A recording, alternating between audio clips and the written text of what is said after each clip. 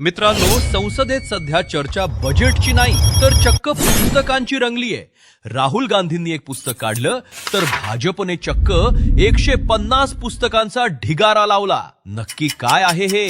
राहुल गांधींनी माजी लष्करी प्रमुख जनरल एम नरवणे यांच्या 4 स्टार्स ऑफ डेस्टिनी या पुस्तकाचा संदर्भ देत लडाख मुद्द्यावरून सरकारला घेरलं. पण भाजप कुठे गप्प बसणार? निशिकांत दुबे यांच्या नेतृत्वाखाली भाजपने नेहरू गांधी कुटुंबावर टीका करणारी तब्बल 150 पुस्तकं समोर काढली. यात द रेड सारी पासून MO मथाई यांच्या आठवणींपर्यंत सगळं काही होतं. राडा इतका वाढला की संसदेचं कामकाज सारखं बंद पडतंय आणि पंतप्रधानांचं भाषणही लांबणीवर पडलं. राहुल गांधींनी रवनीत सिंग बिट्टूंना गद्दार मित्र म्हटल्यामुळे ठिणगी पडली.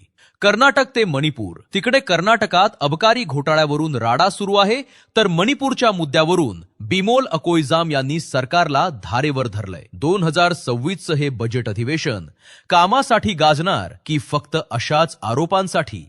तुम्हाला काय वाटतं? संसदेत पुस्तकांचा संदर्भ देणं योग्य आहे का? कमेंट्समध्ये सांगा आणि अशाच कडक अपडेट्ससाठी भारत प्रहरीला सबस्क्राईब